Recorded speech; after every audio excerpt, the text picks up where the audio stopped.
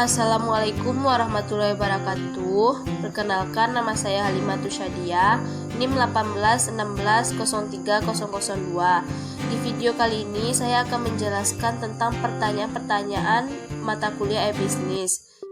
Yang pertama yaitu bagaimana kami dapat meningkatkan nilai bagi pelanggan dan mitra bisnis kami. Yang pertama, memahami pelanggan.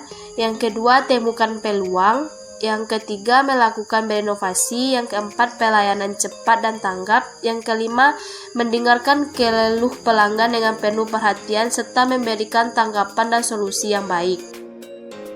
Dan yang kedua, bagaimana kita bisa memasuki pasar, produk, layanan baru, menarik perhatian dan mengurangi risiko bisnis. Untuk memasuki pasar baru dan menarik perhatian, kita perlu memperhatikan beberapa hal. Yang pertama, utamakan kualitas produk. Yang kedua, berikan harga yang sesuai. Yang ketiga, perluas jaringan distribusi barang. Untuk mengurangi risiko bisnis, maka bisa melakukan langkah-langkah berikut. Yang pertama, lakukan riset sebelum memulai bisnis. Yang kedua, jalankan bisnis sesuai dengan keahlian yang dimiliki. Yang ketiga, carilah informasi mengenai kunci kesuksesan. Yang keempat, carilah informasi tentang prospek bisnis tersebut sebelum mengambil sebuah risiko. 3. Bagaimana kita dapat meningkatkan pendapatan dan profitabilitas? Yang pertama, menambah produk atau layanan. Yang kedua, tingkatkan nilai jual kepada pelanggan. Yang ketiga, memperluas bidang industri. Yang keempat, mencari target konsumen baru. Yang kelima, menghindari kompetensi harga.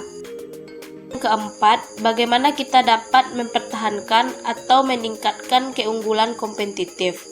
Yang pertama, perusahaan melakukan strategi biaya yang memungkinkan untuk menawarkan produk pada harga yang lebih rendah dibandingkan pesaing.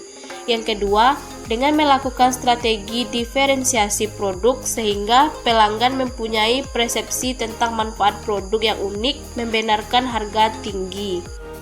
Kelima, bagaimana hal itu akan membantu kami mengatasi tantangan bisnis saat ini. Misalnya, keluhan pelanggan terkait dengan respon yang buruk, layanan pelanggan.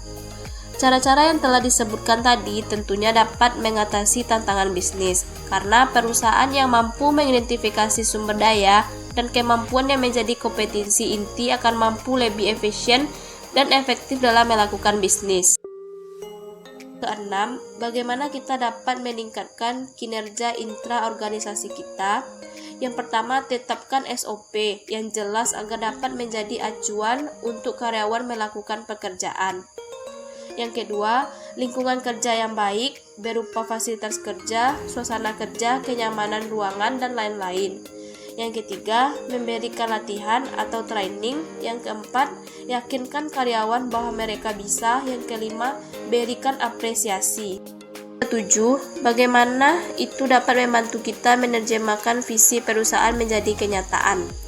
Visi organisasi ialah melihat ke masa depan. Pernyataan visi memberikan arahan kemana perusahaan ingin pergi. Dengan meningkatkan kinerja organisasi, maka secara langsung dapat lebih dekat mencapai visi perusahaan untuk jadi nyata. Pertanyaan yang terakhir, bagaimana kita dapat meningkatkan responsif atau untuk mengubah kondisi pasar? Yang pertama, meningkatkan kualitas SDM. Yang kedua, responsif atau cepat tanggap terhadap perubahan. Yang ketiga, upgrade teknologi. Yang keempat, meningkatkan akses informasi. Yang kelima, evaluasi pencapaian target. Itulah penjelasan dari saya. Assalamualaikum warahmatullahi wabarakatuh.